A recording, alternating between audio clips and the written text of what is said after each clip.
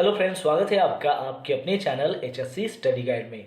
आज इस वीडियो में हम बात करने वाले हैं सेफ्टी ऑडिट के बारे में। इसमें हम जानेंगे कि सेफ्टी ऑडिट यानी कि क्या होता है, फिर उसके बाद हम जानने वाले हैं कि सेफ्टी ऑडिट के कितने टाइप्स होते हैं, और फिर उसके बाद हम जानने वाले हैं कि सेफ्टी ऑडिट के लिए कौन से डॉक्यूमेंट्स की रिक्वायरमेंट होती है।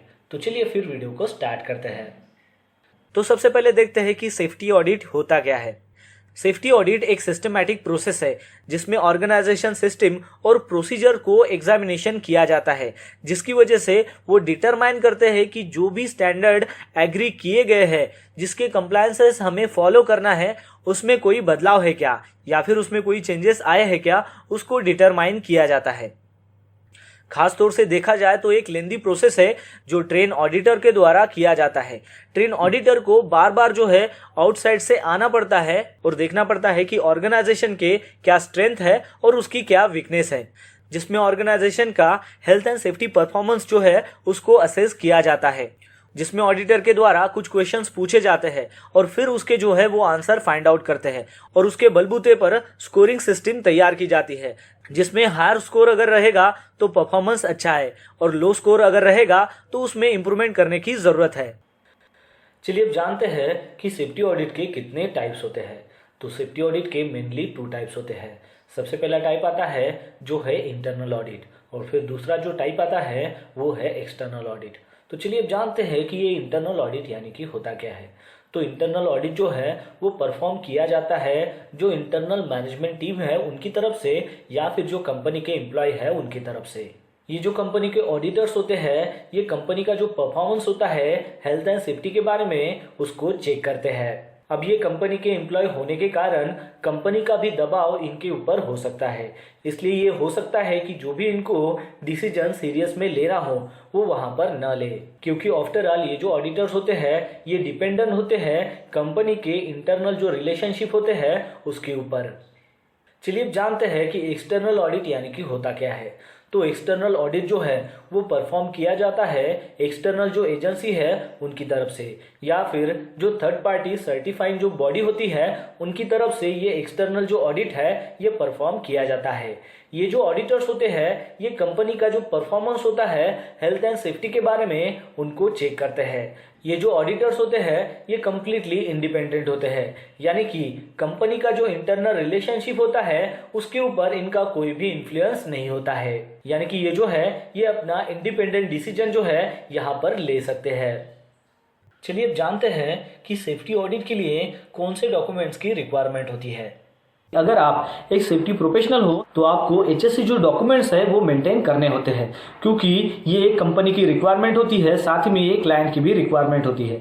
और साथ ही में अगर आपकी जो कंपनी है वो ISO स्टैंडर्ड मेंटेन करती हो या फिर OSHA स्टैंडर्ड मेंटेन करती हो, तो वो स्टैंडर्ड मेंटेन करने के लिए आपको फाइल डॉक्यूमेंटेशन करना बहुत ही जरूरी होता है। और उसके साथ साथ अगर आपकी कंपनी में इंटरनल ऑडिट होता हो या फिर एक्सटर्नल ऑडिट होता हो तो उनके भी रिक्वायरमेंट के अनुसार आपको जो है फाइल का डॉक्यूमेंटेशन करना बहुत ही जरूरी होता है। तो आपको ये पता होना चाहिए कि HSC फाइल डॉक्यूमेंटेशन में कौन कौन से जो डॉक्यूमेंट है वो आपने रखना बहुत ही जरूरी है। तो दोस्तों सबसे पहले जो है वो आपको एक मास्टर लिस्ट प्रिपेयर करनी पड़ती है, और ये जो मास्टर लिस्ट होती है ये अकॉर्डिंग टू आपके जो प्रोजेक्ट पर एक्टिविटी होने वाली है उसके अनुसार होती है। उस मास्टर लिस्ट में आपके प्रोजेक्ट एक्टिविटी में जो भी एक्टिविटी होने वाली है रिलेवेंट टू HSC, उसमें सारे फाइल डॉक्यूमेंट्स जो है उसको लिस्ट वाइज आपको बनाना पड़ता है। और साथ ही में क्लाइंट की क्या रिक्वायरमेंट्स है, क्लाइंट क्या चाहते हैं, कौन से डॉक्यूमेंट्स चाहते हैं, उसकी भी एक कंपाइल फाइल जो है वो आपको मास्टर लिस्ट में प्रिपेयर करनी होती है। यानी कि आपके HSC ऑफिस में यानी कि सेफ्टी ऑफिस में टोटल कितने डॉक्यूमेंट्स हैं उनकी एक टोटल मास्टर लिस्ट जो है वो आपको प्रिपेयर करनी होती है, क्योंकि जब भी ऑडिटर्स ऑडिट करने के लिए आते हैं तो वो सारे डॉक्यूमेंट्स एक साथ नहीं देखते। वो सबसे पहले आपके पास जो मास्टर लिस्ट है वो चेक करते हैं, वो देखते हैं कि टोटल कितने डॉक्यूमेंट्स जो है वो आपके मास्टर लिस्ट में इंक्लूड है, और फिर उसके बाद जो है एक एक फाइल जो है वो आपको शो करने को बोलते हैं। तो चलिए अब देखते हैं कि उस मास्टर लिस्ट के अनुसार कौन कौन से डॉक्यूमेंट जो है वो आपके पास होना बहुत ही जरूरी है। तो सबसे पहले आता है HSC पॉलिसी, यानी कि आपकी कंपनी कौन सी पॉलिसी फॉलो करती है वो पॉलिसी जो है वो आपके पास होना चाहिए।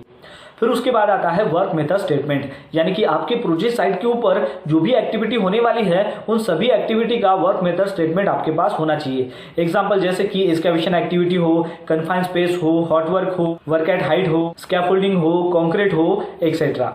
फिर उसके बाद आता है HSC मैनुअल, यानी कि प्रोजेक्ट का HSC मैनुअल जो है वो आपके पास होना चाहिए। फिर उसमें आता है कि occupational health and safety management system का मैनुअल आपके पास है क्या, फिर है एनवायरमेंट मैनेजमेंट सिस्टम का मैनुअल आपके पास है क्या, तो ये जो मैनुअल्स है वो आपके पास होना चाहिए। फिर उसके बाद है HSC प्लान, यानी कि कंपनी का HSC प्लान आपके पास है क्या, फिर उसमें इमरजेंसी रिस्पांस प्लान आपके पास है क्या, तो वो भी जो है वो आपको मेंटेन करना होता है। फिर उसके बाद आता है लेजिस्लेशन, यानी कि लीगल रजिस्टर आपके पास है क्या, वो भी चेक किया जाता है। फिर उसके बाद आता है परमिशंस एंड अप्रूवल्स, यानी कि जो भी काम आप करने वाले हो तो उसका जो अप्रूवल्स है वो आपके पास होना चाहिए। एग्जाम्पल के तौर पर वो काम करने के लिए आपको अगर गवर्नमेंट से परमिशन लेना है तो वो जो परमिशन लेटर है यानी कि अप्रूवल लेटर है वो आपके पास होना बहुत ही जरूरी है। फिर उसके बाद आता है मॉक ड्रिल, यानी कि इमरजेंसी जो भी मॉक ड्रिल आप अपने साइट पर करते हो जिसकी फ्रीक्वेंसी 3 महीना हो या फिर 6 महीने के बाद आती है, तो वो जो इमरजेंसी मॉक ड्रिल आप कंडक्ट करते हो तो उसका जो रिकॉर्ड है वो आपके पास होना चाहिए। अब वो जो मॉक ड्रिल होती है वो आपको हर एक बार अलग अलग सब्जेक्ट के ऊपर करनी होती है, जैसे कि फायर के ऊपर आपको मॉक ड्रिल करना है, फिर उसके बाद है कि वर्क प्लेस में जो भी इंजुरी होती है उसके ऊपर आपको मॉक ड्रिल करना है, इमरजेंसी रेस्क्यू कैसे किया जाता है उसके ऊपर आपको मॉक ड्रिल करना है, आग अगर लगी है तो उस आग को कैसे बुझाया जा सकता है उसके ऊपर जो है आपको फायर ड्रिल करना होता है, एक्सेट्रा। फिर उसके बाद है कि आपके पास टूल बॉक्स मीटिंग रिकॉर्ड है क्या, फिर उसके बाद है कि HSC इंडक्शन रिकॉर्ड आपके पास अवेलेबल है क्या, यानी कि आज तक के कितने टोटल जो वर्कर्स है या फिर एम्प्लॉयज है जिनका आपने HSC इंडक्शन किया है वो सारा रिकॉर्ड आपके पास अवेलेबल है क्या, वो भी चेक किया जाता है। फिर उसके बाद है HSC ट्रेनिंग रिकॉर्ड आपके पास है क्या, फिर उसके बाद है कि आपके पास जो भी एक्टिविटी आपके साइट पर होने वाली है उसके रिलेवेंट हीरा आपके पास है क्या, यानी कि हजार्ड आइडेंटिफिकेशन रिस्क असेसमेंट आपके पास है क्या। और ये जो हीरा है इसके अलग अलग नाम होते हैं। किसी कंपनी में अगर आप जाओगे तो वहां पर उसको JSA बोलेंगे, यानी कि जॉब सेफ्टी एनालिसिस। किसी अगर कंपनी में अगर आप जाओगे तो वहां पर TRA बोलेंगे, यानी कि टास्क रिस्क असेसमेंट, लेकिन ये सभी एक ही होता है। तो वो रिकॉर्ड आपके पास है क्या, वो भी चेक किया जाता है। फिर उसके बाद है कि आपके पास PTW रिकॉर्ड्स है क्या, यानी कि परमिट टू वर्क रिकॉर्ड है क्या, वो भी चेक किया जाता है। फिर उसके बाद है कि HSC डेली इंस्पेक्शन रिकॉर्ड आपके पास है क्या, वो भी चेक किया जाता है। फिर उसके बाद है कि आपके पास HSC स्टैटिस्टिक रिपोर्ट है क्या, यानी कि वीकली जो रिपोर्ट आप सबमिट करते हो या फिर मंथली रिपोर्ट जो है वो आप सबमिट करते हो तो वो जो सारा रिकॉर्ड है वो आपके पास होना चाहिए, तो वो भी चेक किया जाता है। फिर उसके बाद है कि HSC मंथली इंस्पेक्शन रिकॉर्ड आपके पास है क्या, वो भी चेक किया जाता है। उसमें जैसे कि लिफ्टिंग टूल्स एंड टैकल्स जो भी आप यूज करते हो साइट पर तो उसका मंथली इंस्पेक्शन का रिकॉर्ड आपको रखना होता है। साथ में जो भी फायर एक्सटिंग्विशर है उसका भी रिकॉर्ड आपको रखना पड़ता है। पावर टूल्स जो भी आप इस्तेमाल करते हो उसका भी मंथली इंस्पेक्शन आपको करना होता है। जो भी सेफ्टी हार्नेस आपके पास है उसका भी मंथली इंस्पेक्शन करना होता है। तो ये जो रिकॉर्ड्स है वो भी आपके पास होना बहुत ही जरूरी है। फिर उसके बाद है कि HSC मिनट्स ऑफ मीटिंग आपके पास है क्या, वो भी रिकॉर्ड चेक किया जाता है। उसमें आता है जैसे कि वीकली मीटिंग अगर आप स्टाफ के साथ कंडक्ट करते हो या फिर क्लाइंट के साथ कोई भी मीटिंग अगर होती है या फिर सेफ्टी कमेटी मीटिंग अगर आप कंडक्ट करते हो तो उसके जो मिनट्स ऑफ मीटिंग रिकॉर्ड है वो आपको इसमें मेंटेन करना होता है। फिर उसके बाद है कि HSC ऑडिट रिकॉर्ड आपके पास है क्या, वो भी चेक किया जाता है। उसमें आता है कि जैसे इंटरनल ऑडिट हो, एक्सटर्नल ऑडिट हो या फिर क्लाइंट से जो भी ऑडिट कंडक्ट होता हो या फिर थर्ड पार्टी कोई भी ऑडिट होता हो तो वो जो सारा ऑडिट रिकॉर्ड जो है वो आपके पास अवेलेबल है क्या, वो भी चेक किया जाता है। फिर उसके बाद है कि आपके पास प्लांट एंड इक्विपमेंट डिटेल्स है क्या, वो भी चेक किया जाता है कि जिसमें एक्सकैवेटर अगर आपके पास है या फिर क्रेन है या फिर JCB है तो उसकी सारी डिटेल्स जो है वो आपके पास होना बहुत ही जरूरी है। फिर उसके बाद है कि आपके पास ड्राइवर और ऑपरेटर की डिटेल्स भी होना बहुत ही जरूरी है, जैसे कि उनका लाइट मोटर अगर व्हीकल लाइसेंस है तो वो आपके पास होना चाहिए, उनके पास अगर हेवी मोटर व्हीकल लाइसेंस है वो भी आपके पास होना चाहिए, और अगर आपके पास क्रेन ऑपरेटर हो या फिर एक्सकैवेटर ऑपरेटर हो या फिर JCB ऑपरेटर हो तो उनकी भी जो डिटेल्स है वो आपके पास होना बहुत ही जरूरी है। फिर उसके बाद है कि HSC ऑब्जर्वेशन रिकॉर्ड आपके पास होना चाहिए, जैसे कि क्लाइंट के जो भी HSC ऑब्जर्वेशंस हो या फिर कॉन्ट्रैक्टर के जो भी HSC ऑब्जर्वेशंस हो या फिर मैनेजमेंट के साथ जो भी वॉक थ्रू होता है तो उसके जो भी HSC ऑब्जर्वेशंस हो तो ये जो HSC ऑब्जर्वेशन है ये भी आपके पास होना बहुत ही जरूरी है। फिर उसके बाद है कि एक्सीडेंट और इंसिडेंट जो रिपोर्ट है वो भी आपके पास होना बहुत ही जरूरी है। तो उसमें आता है कि फर्स्ट एड केसेस हो गए, नियर मिस केसेस हो गए, लॉस्ट टाइम इंजरी हो या फिर फटल एक्सीडेंट हो या फिर फायर इंसिडेंट हो, तो ये जो सारी एक्सीडेंट और इंसिडेंट जो रिपोर्ट है वो भी आपके पास होना बहुत ही जरूरी है। फिर उसके बाद है कि TPI इंस्पेक्शन जो सर्टिफिकेट है वो भी आपके पास होना बहुत ही जरूरी है, यानी कि जो भी लिफ्टिंग टूल्स एंड टैकल्स आप साइट पर यूज करते हो उसका TPI सर्टिफिकेट आपके पास है क्या, वो रिकॉर्ड जो है वो आपके पास होना बहुत ही जरूरी है। फिर उसके बाद है कि कैलिब्रेशन सर्टिफिकेट वो भी आपके पास होना बहुत ही जरूरी है, क्योंकि अगर आपके यहाँ पर अगर हाइड्रो टेस्टिंग होता है तो वहां पर लगने वाले जो भी प्रेशर गेज है तो उसका जो कैलिब्रेशन सर्टिफिकेट है वो आपके पास होना चाहिए। फिर उसके बाद है कि वेस्ट मैनेजमेंट रिकॉर्ड जो है वो भी आपके पास होना चाहिए। फिर उसके बाद है कि हेल्थ एंड हाइजीन जो रिकॉर्ड है वो भी आपके पास होना चाहिए। फिर उसके बाद है कि जो भी एचएससी प्रमोशनल एक्टिविटी आपके साइट पर होती रहती है उसका भी जो रिकॉर्ड है वो आपके पास होना चाहिए। फिर उसके बाद है कि एचएससी स्टाफ का जो सीवी अप्रूवल्स है जो क्लाइंट की तरफ से होता है वो भी रिकॉर्ड जो है वो आपके पास होना बहुत ही जरूरी है। फिर उसके बाद है कि कंप्लेंट रजिस्टर जो है वो भी आपके पास होना चाहिए।